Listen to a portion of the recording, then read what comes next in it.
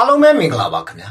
ဇော်ကြီး YouTube channel လေးကနေကြိုဆိုလိုက်ပါတယ်ပရိသတ်အားလုံးကိုကျွန်တော် channel လေးကနေဘဟုတုတနဲ့ခွန်အားပြည့်စာစုလေးများကိုစင်စက်မပြတ်တင်ဆက်ပေးသွားမှာဖြစ်လို့ကျွန်တော် channel လေးကို like and subscribe လေးပေးပြီးအားပေးကြပါအောင်ခင်ဗျာ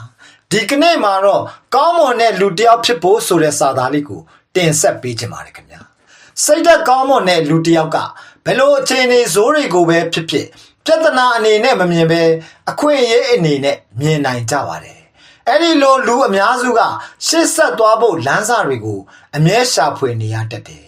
အရာရာကိုအပြုတ်သဘောနဲ့ကြည့်တတ်လို့ကြုံရတဲ့စိန်ခေါ်မှုတိုင်းကိုသင်ခန်းစာအဖြစ်ပြန်လည်ရယူတတ်ပါတယ်ဒီလိုစိတ်ဓာတ်ကောင်းမှုကသူ့ပတ်ဝန်းကျင်ကလူတွေကိုလည်းအပြုတ်သဘောရှိအောင်လွှမ်းမိုးစေပါတယ်